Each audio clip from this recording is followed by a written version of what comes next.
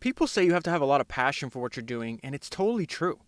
And the reason is because this is so hard that if you don't, any rational person would give up. It is really hard. And you have to do it over a sustained period of time. So if you don't love it, if you're not having fun doing it, and you don't really love it, you're going to give up. And that's what happens to most people. If you really look at the ones that ended up being successful in the eyes of society and the ones that didn't, oftentimes it's the ones who were successful loved what they did so they could persevere when it got really tough. And the ones that didn't love it quit because they're sane. Who would want to put up with this stuff if you don't love it? It's a lot of hard work and it's a lot of worrying constantly. And if you don't love it, you're going to fail. That was Steve Jobs talking about the importance of passion, and it's an excerpt from the book that I'm going to talk to you about today, which is I, Steve Jobs in his own words. So I counted the other day, and I think I've done 13 different podcasts on Steve Jobs. I will link them all with episode numbers in the show notes. Most of those, he's the main character, like there were biographies or books exclusively dedicated to him. In a few, it's about like his partners, like Jony or like Ed Catmull at Pixar. But even after reading all these books on Steve Jobs, I didn't know the book that I'm holding in my hand even existed. I walked into a small used bookstore the other day, and about after an hour of just going through all their shelves, I walked out with 6 books for $23. I love used bookstores, and not only because they're usually fantastic values, but because you just find books that you didn't even know existed. And this book is a great example of that. It is about 120 pages long. It is just quotes organized by topic from Steve Jobs, so consider this a bonus episode of Founders. Most of this is just going to be Steve Jobs talking directly to you and I. And so I'm going to jump right in. He's talking about it's normal to have anxiety before you introduce a new product. He's talking about the way he felt right before he debuted the iPad. And I thought this was remarkable because it's the last product he ever introduced. And you just think about how many groundbreaking products he had created up until this point of his career, and he's still anxious. Even though we've been using these internally for some time and working on it for a few years, you still have butterflies in your stomach the week before, the night before the introduction, the day before the launch. You just never know until you get it into your customers' hands. This is Steve on the fact that the core of your company is the quality of employee you have. He repeats this over and over again, that the founder's most important job is recruiting, is to assemble the greatest concentration of talent that you possibly can. He says, all we are is our people. That's what keeps us going to work in the morning, to hang around these great, bright people. I've always thought that recruiting is the heart and soul of what we do. This is Steve on Apple's DNA. Most of us can't wait to get to work in the morning, but it's not like Apple has somehow morphed into a mass market consumer electronics company. Our DNA hasn't changed. It's that mass market consumer electronics is turning into Apple. Then he talks about his goal has always been to be the best, not to be the biggest, not to be the first, to be the best. We're not going to be the first to this party, but we're going to be the best. And then Steve talks about what you do after you recruit great talent. It's not just recruiting. After recruiting, it's building an environment that makes people feel they are surrounded by equally talented people and their work is bigger than they are. The feeling that their work will have tremendous influence and is part of a strong, clear vision. Obviously, he means the founder is the one that sets that strong, clear vision. So he talks about recruiting usually requires more than you alone can do. So I found that collaborative recruiting and having a culture that recruits the A players is the best way. Any person he's interviewing is going to speak to a bunch of different people in the company. And he says the reason he does that is because the current employees can veto a candidate. And then this is Steve on the importance of communicating a feeling to your customers. We don't stand a chance of advertising with features and benefits and with RAMs and with charts and comparisons. The only chance we have of communicating is with a feeling. And then there's another quote on branding. This is actually from 1997 when he returned to Apple the second time. What are the great brands? Levi's, Coke, Disney, Nike. Most people would put Apple in that category. You could spend billions of dollars building a brand that's not as good as Apple. Yet Apple hasn't been doing anything with this incredible asset. What is Apple after all? Apple is about people who think outside the box. People who want to use computers to help them change the world, to help them create things and make a difference, and not just get a job done. And this is Steve on what his company focuses on. We don't do market research. We don't hire consultants. We just make great products. And then this is about who he's building for. This is all the way back in 1999. I think this is one of his best insights, actually. The roots of Apple were to build computers for people, not for corporations. The world doesn't need another Dell or Compaq. This is Steve on the importance of simplifying your product line. This is, again, is right when he came back to Apple. He said this in 1998. What I found when I got here was a zillion and one products. It was amazing. And I started to ask people, now why would I recommend a 3400 over a 4400? When should somebody jump up to a 6500 but not a 7300? And after 3 weeks, I couldn't figure this out. If I couldn't figure this out, how could our customers figure it out? And then as we go through this, you're going to notice that he just has a handful of ideas that he just repeats over and over again in different ways. I was actually texting with my friend Richard the other day because he was asking, he's like, why do you say on your podcast, like, repetition is persuasive? He's like, I have noticed, like, Jeff Bezos repeats himself a lot.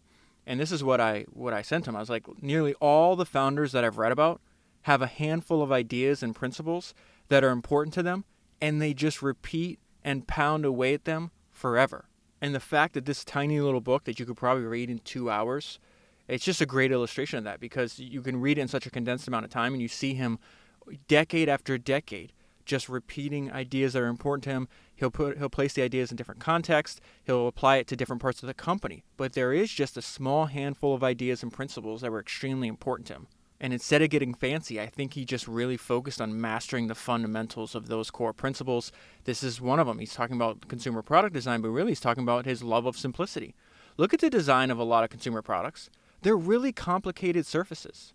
When you first start off trying to solve a problem, the first solutions you come up with are very complex, and most people stop there.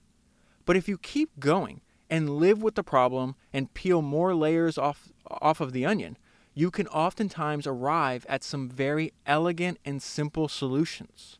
Most people just don't put in the time or energy to get there. And even that phrase, most people, he's constantly comparing and contrasting what his company does compared to what most other companies or most other people do. Most people quit. You know, he says half of what separates the successful entrepreneurs from the unsuccessful ones is just pure perseverance. Most people don't like what they do.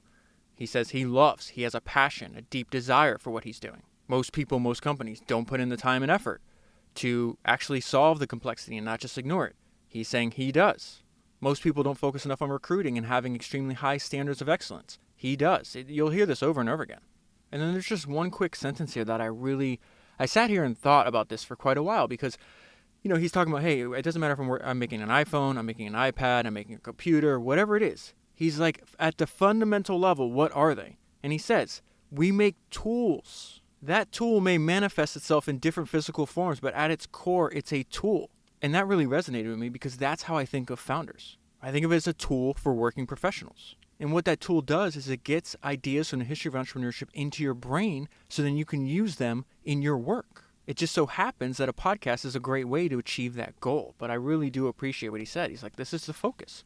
We're making tools. And then the book is obviously filled with maxims from Steve. Here's 2 of them. It's not done until it ships. That is his credo.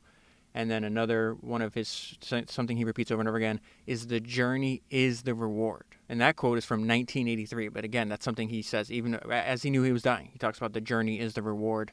And in fact, that made me think of this fantastic interview that I just heard with Ed Thorpe. Ed Thorpe, I've talked about a bunch of the podcasts that you probably already know, but it's episode 222 if you haven't listened to it. He's my personal blueprint. He was on Tim Ferriss's podcast, episode number 596. But towards the end of the podcast, he talks about that a lot, that you don't confuse the reward as the main objective. The journey is the reward.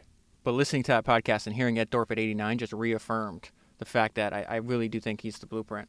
Going back to this book, we'll see that Steve's going to repeat himself here. This time he's talking about applying simplicity to the organization, like the actual structure, the way your company is set up. The organization is clean and simple to understand and very accountable. Everything just got simpler. That has been one of my mantras, focus and simplicity. This is Steve Jobs when he was still in his 20s, and he's talking about setting up Apple as the David to IBM's Goliath. It's curious to me that the largest computer company in the world, IBM, couldn't even match the Apple II, which was designed in a garage 6 years ago. And so that's something he'll repeat over and over again. He's like, listen, it's not about the size of your R&D budget. Like, we out-innovated IBM and we were just working in my garage. It's the quality of the people that you have working there. This is Steve Jobs when he was 30. Keep in mind, he's about 9 years into Apple at this point. I think that's one of Apple's challenges, really. When two young people walk in with the next thing, are we going to embrace it and say this is fantastic? Are you going to be willing to drop our models, or are we going to explain it away? And really, he's just describing what happened to him when he was younger. He went to Atari, he went to HP. He was, at one time, the two young people that are walking in with the next thing. And so he knew from experience, you're more likely to actually dismiss it because you already have something that's working and you're focused on that. This is Steve on what's important to him. Being the richest man in the cemetery doesn't matter to me. Going to bed at night saying we've done something wonderful, that is what matters to me. This is Steve Jobs on design. In most people's vocabularies, design means veneer. It's interior decorating. It's the fabric of the curtains and the sofa. But to me, nothing could be further from the meaning of design. Design is the fundamental soul of a man-made creation that ends up expressing itself in successive outer layers of the product or service. That's incredible. I'm going to reread it again. Keep in mind, he's saying this 4 years before the iPhone comes out. Design is the fundamental soul of a man-made creation that ends up expressing itself in successive outer layers of the product or service. Here's another thought he had on design. Design is a funny word. Some people think design means how it looks. But of course, if you dig deeper, it's really how it works. The design of the Mac wasn't what it looked like, although that was part of it.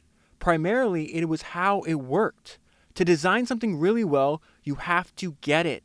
You have to really grok what it's all about. It takes a passionate commitment to really thoroughly understand something. Chew it up, not just quickly swallow it. Most people, there's that phrase again, most people don't take the time to do that. And then this is his comment on the essential difference. This one really hit me hard. And I've read a lot about both the creation of the Lisa and the original Mac. And he said the Lisa people wanted to do something great. And the Mac people wanted to do something insanely great. The difference shows. And then on these 2 pages, I essentially just underlined everything. This is about employee motivation. Everything here is so fantastic. So it says, we attract a different type of person. A person who doesn't want to wait 5 or 10 years to have someone take a giant risk on him or her. Someone who really wants to get in a little over his head and make a dent in the universe. This is on maximizing employee potential. My job is not to be easy on people. My job is to make them better. And then this is on excellence. People judge you by your performance, so focus on the outcome. Be a yardstick of quality. Some people aren't used to an environment where excellence is expected. And then Steve talks about part of having an environment dedicated to excellence means that the founder is going to have to do editing. And so this is on firing people. It's painful when you have some people who are not the best people in the world and you have to get rid of them. But I found my job has sometimes been exactly that. To get rid of some people who didn't measure up, and I've always tried to do it in a humane way. But nonetheless, it has to be done, and it's never fun. This is Steve Jobs on focus. People think focus means saying yes to the thing that you've got to focus on. But that's not what it means at all. It means saying no to the 100 other good ideas that there are. You have to pick carefully. I'm actually as proud of the things we haven't done as the things I have done. Innovation is saying no to 1,000 things. Then he extends this and he's talking about focusing on product. And so he's asked this question, what can we learn from Apple's struggle to innovate during the decade before he returned in 1997? He is answering this question in 2004. You need a very product-oriented culture, even in a technology company. Lots of companies have tons of great engineers and smart people, but ultimately there needs to be some gravitational force. He's talking about the founder again. That's the role of the founder, right? But ultimately there needs to be some gravitational force that pulls it all together. Otherwise, you can get great pieces of technology all floating around the universe, but it doesn't add up to much. This is another thought he has on focus, this time focusing on the right thing. Sure, what we have to do has to make commercial sense, but it's never the starting point. We start with the product and the customer experience. And then the note I left myself on that page was the founders with this philosophy, because he's essentially saying, yeah, it has to make money, right? But if you can't start with the goal in mind is I just want to make the most money. You start with the product and the actual experience that your customer has. And so this is my note. The founders with this philosophy wind up getting the money anyways. This is Steve on the role of the founder forcing the issue, the important issues in the company. What happened, he's talking about the design of the iPhone. What happened was the designers came up with this really great idea. Then they take it to the engineers, and the engineers go, nah, we can't do that. That's impossible. And so it gets a lot worse. Then they take it to the manufacturing people, and they go, we can't build that.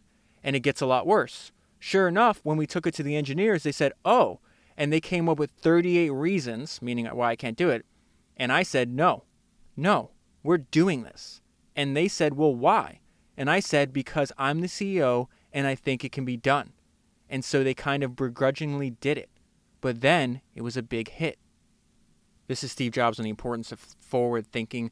Why this really resonated with me is because he sang this when he was 30 years old. He had no idea what the next 25 years of his career, what he was able to produce. His biggest hits were so far in the future.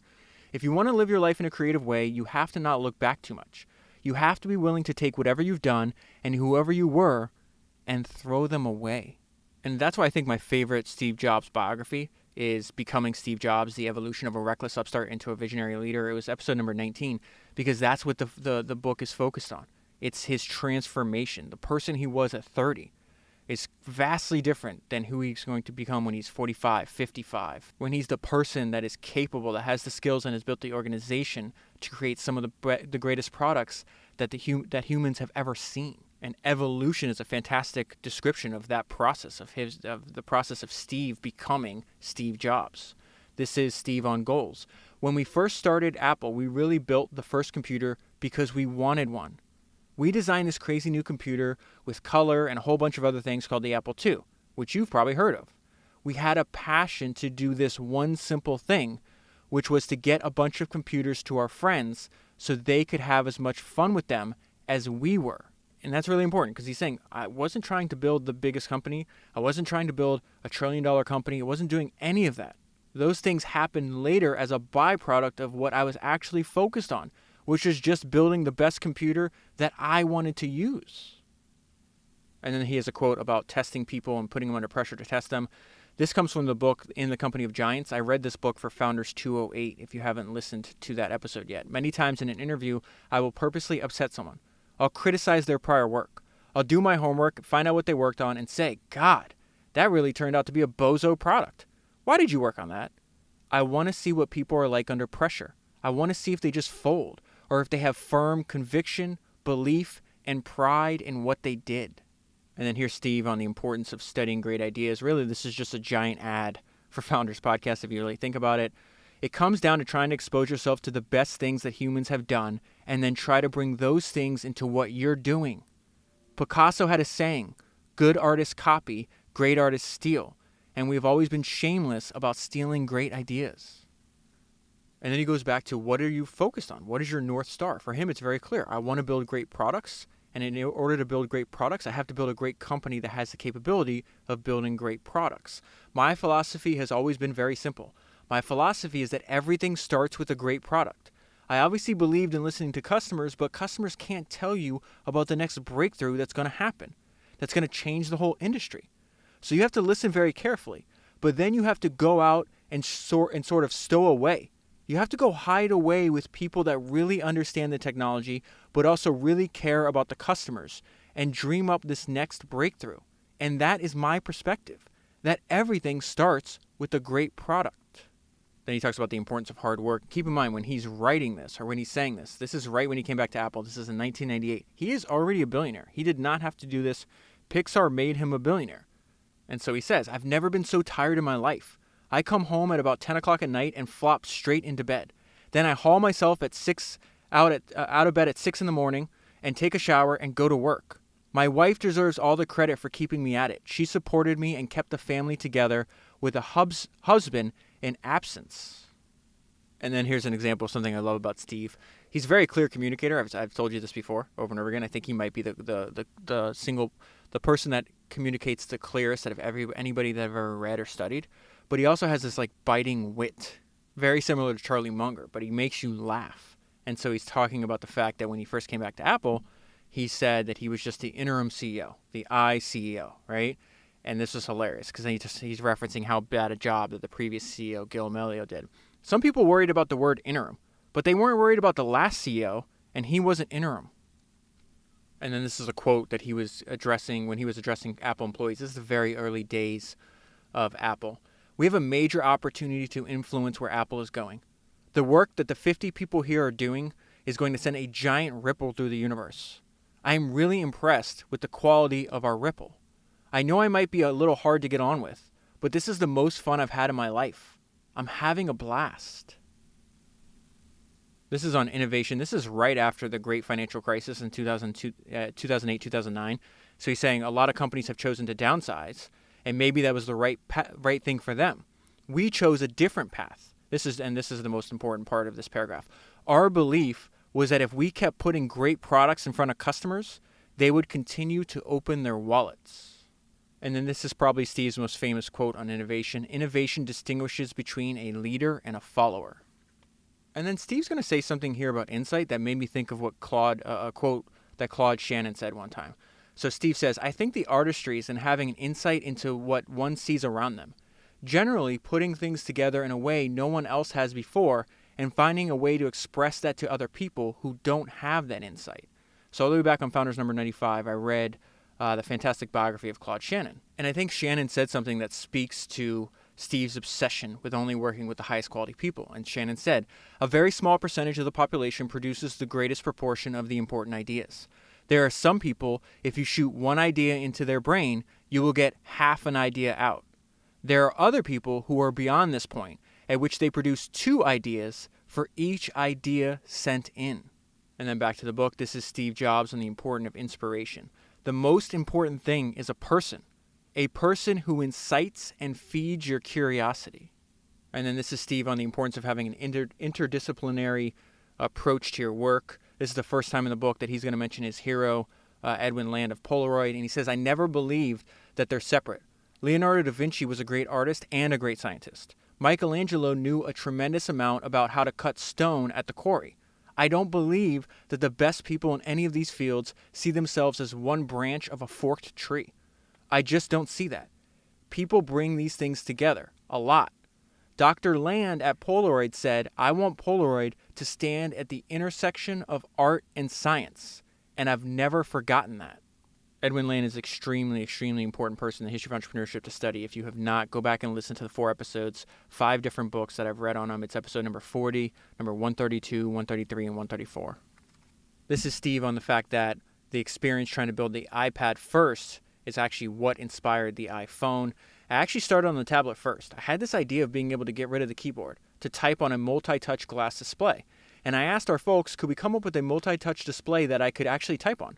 And about 6 months later, they called me in and showed me this prototype display. And it was amazing. I thought, my God, we could build a phone out of this. And I put the tablet project on the shelf because the phone was more important. And we took the next several years and we made the iPhone. And then he has this idea that on some products, you need to stop adding features and just figure out how to decrease the price so you can make it more widely available to people. And this is about the iPod Touch. And so when they released that, they realized, oh, it's kind of like an iPhone without the phone. But what customers started using it as, in addition to playing music, is a gaming machine. And so he's like, oh, okay. It's actually the lowest cost way for customers to get into the App Store. And he realized that's a big draw. That's a big market we didn't even think about. And so he said, what we focus on is just reducing the price to $199. We don't need to add any new stuff. We just need to get the price down where everyone can afford it. And then this is the way Jobs described himself. He was making this fake resume for one of Apple's products. And he said, I'm looking for a fixer-upper with a solid foundation. I'm willing to tear down walls, build bridges, and light fires. I have great experience, lots of energy, and a bit of that vision thing. And I'm not afraid to start at the beginning. This is Steve talking about his legacy, the legacy of Apple when he was 30. If Apple becomes a place where computers are a commodity item, where the romance is gone, and where people forget that computers are the most incredible invention that man has ever invented, I will feel that I've lost Apple.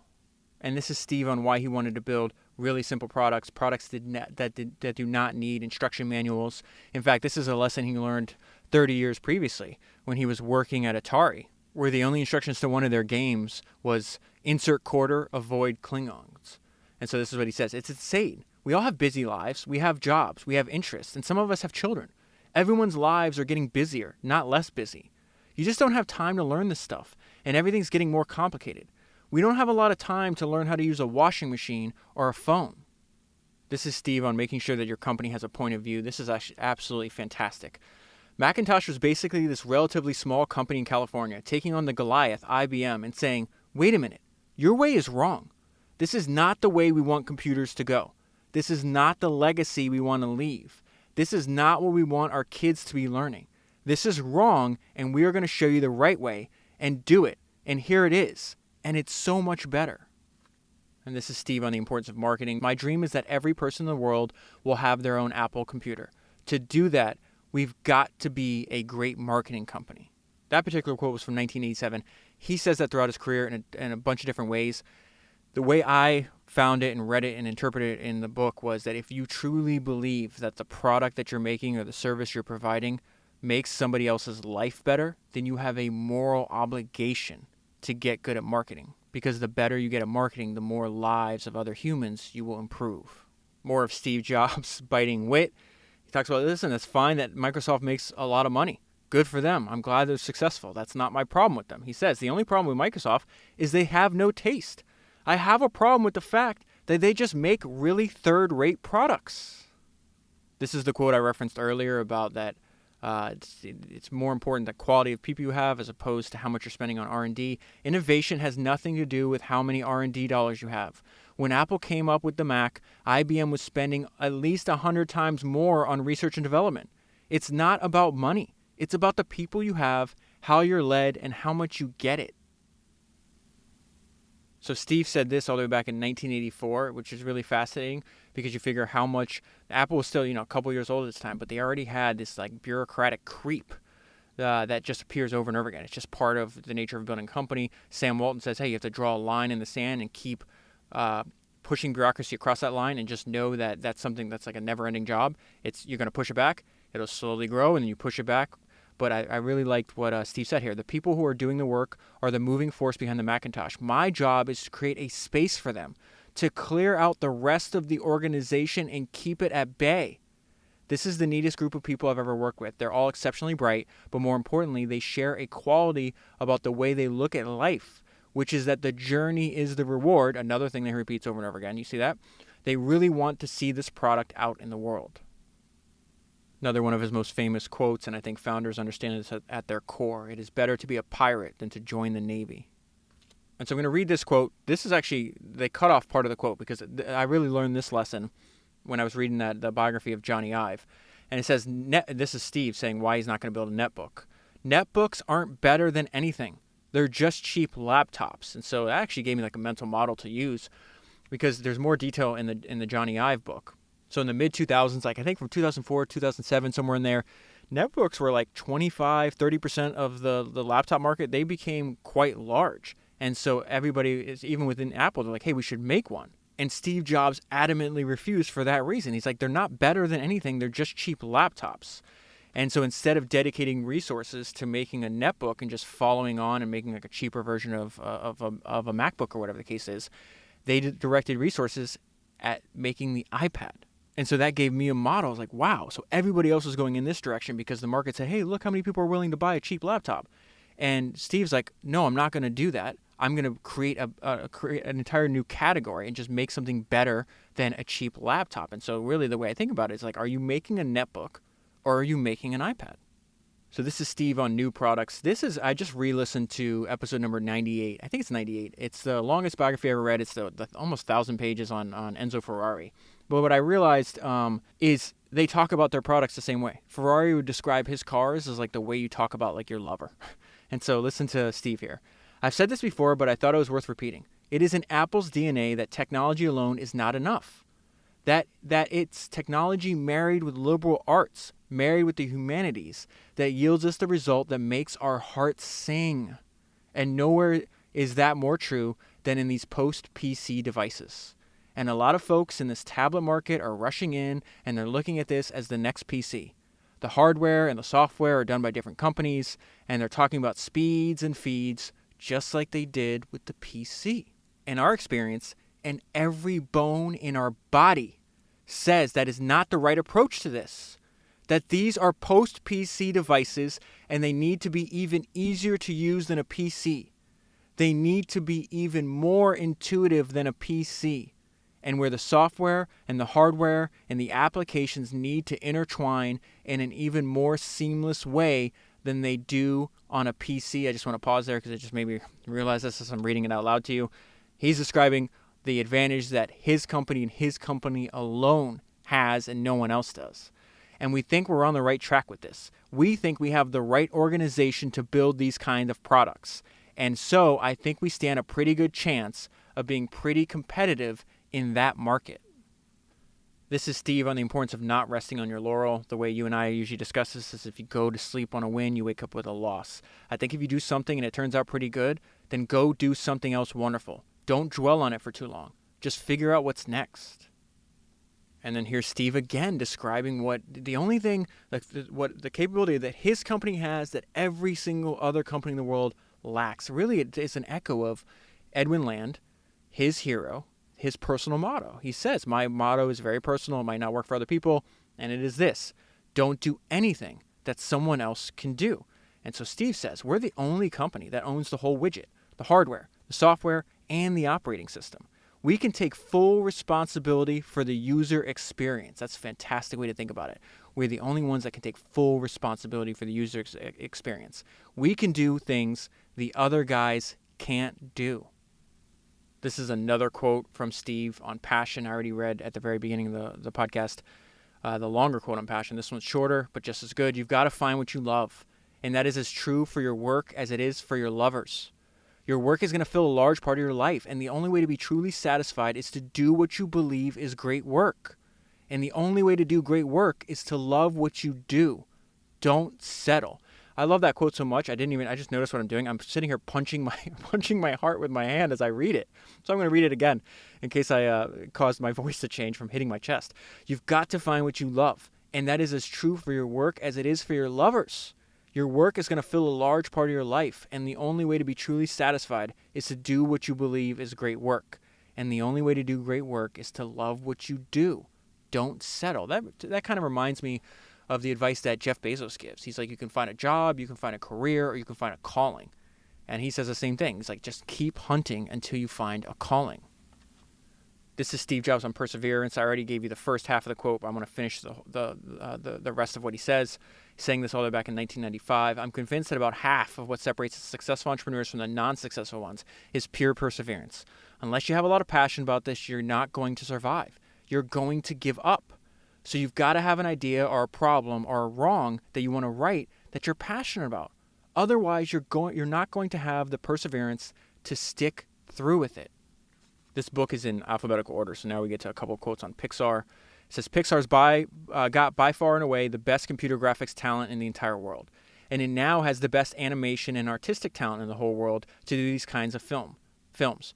There's really no one else in the world who could do this stuff. You see, he's using the same idea. He's describing Pixar, really the echo of the Edwin Land motto, don't do anything anybody else can do. He's like, Pixar, it's the only company on the planet that has the skill set. He just got done, a few minutes ago saying Apple's the only one that makes the hardware, the software, controls the operating system. That's the same idea, just applied to different domains. Don't do anything that someone else can do. And on the very next page, he goes back to the fact that the people at Pixar make all the difference.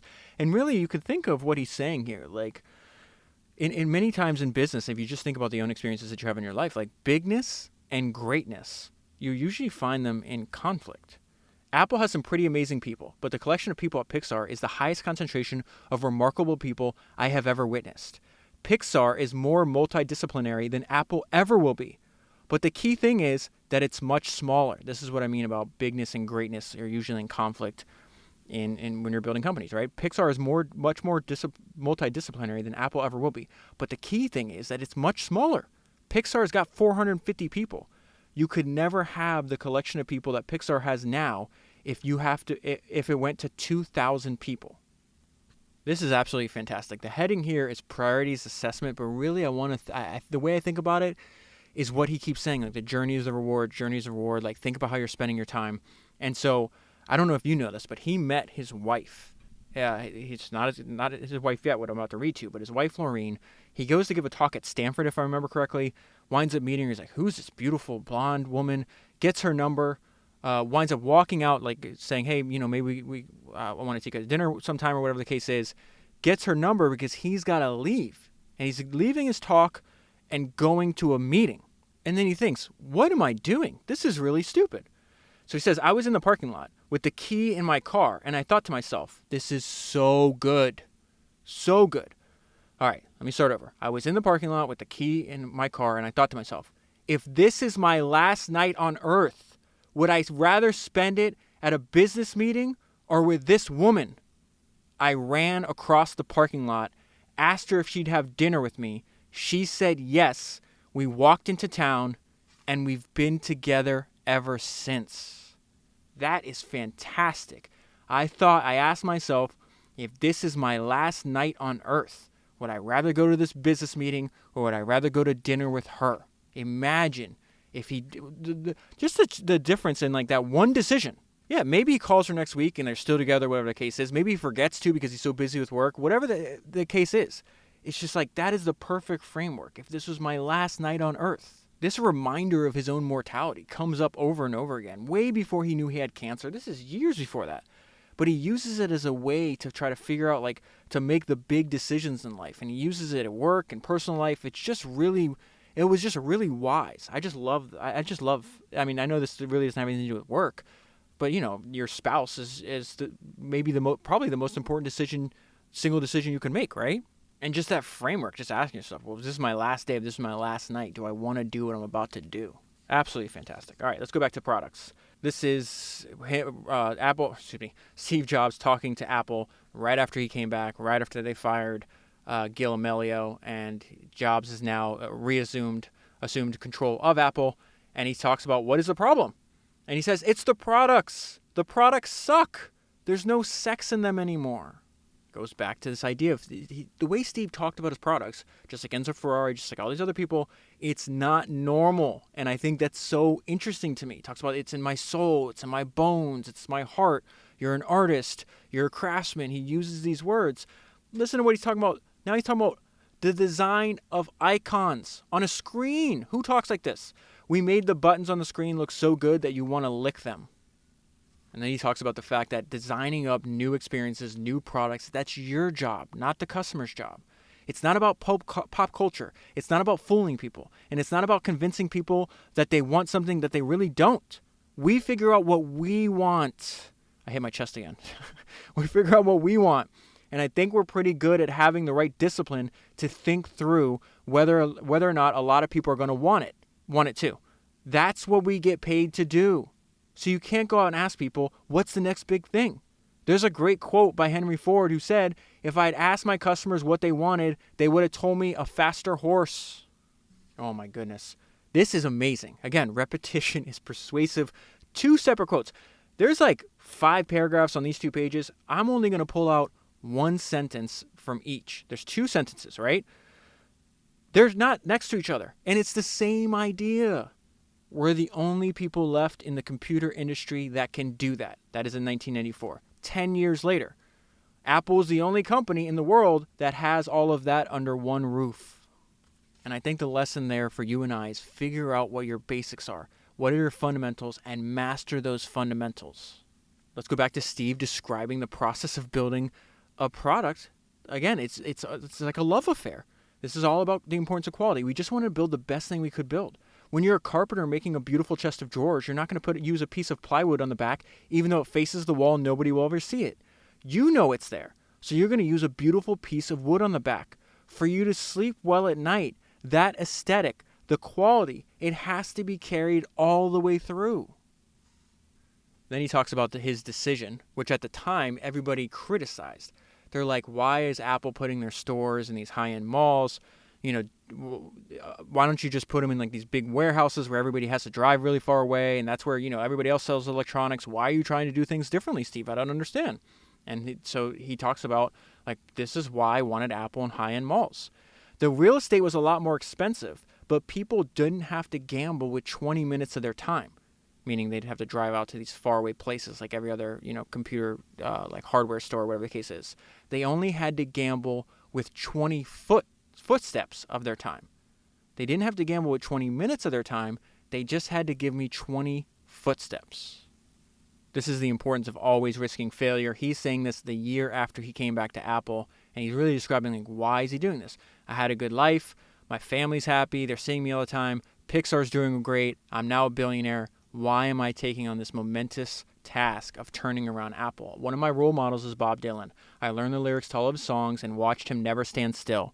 If you look at the artist, if they're really good, it always occurs to them at some point that they can do this one thing for the rest of their lives and they can be really successful to the outside world, but not be really successful to themselves. That's the moment that an artist really decides who he or she is. If they keep on risking failure, they're still artists. Dylan and Picasso were always risking failure. This Apple thing is that way for me. I don't want to fail. Of course I don't. But even though I didn't know how bad things really were, I still had a lot to think about before I said yes. I had to consider the implications for Pixar, for my family, for my reputation. I decided I didn't really care because this is what I wanted to do. If I try my best and fail, so what? I've tried my best. And then this is where he actually compliments Bill Gates, which is really surprising. This is really on just how bizarre. One, I think the lesson here is, like, if you can arrive at an insight before anybody else, like, you can have a massive advantage. But two, it's also how bizarre, like, software businesses are. If you remember, I don't know if you've listened to it yet, but I just did the Mark Leonard shareholder letters. I think it's like episode 246, something like that. And really a large part of those letters, just how the bizarre economic characteristics of software. And I almost did not put out. I recorded that entire podcast. I wasn't sure as I went through it. I thought there was good information in there, but I almost didn't put it out. And I'm glad I did because I've heard from a ton of people that actually like that podcast. But I just wasn't sure because I didn't really know who Mark was as a person. It's like I'm just reading shareholder letters as opposed to a biography. And so I was like, all right, hopefully I get an insight into who he is, as he writing to his shareholder letters, or his shareholders rather. But anyways, I'm glad I actually published it. So this is Steve Jobs' insight onto what Bill Gates did. Bill Gates built the first software company in the industry. And I think he built the first software company before anyone in our industry knew what a software company was. And that was huge. And the business model they ended up pursuing ended up working really well. Bill was focused on software before anyone else had a clue. There's a lot more you can say, but that's the high order bit.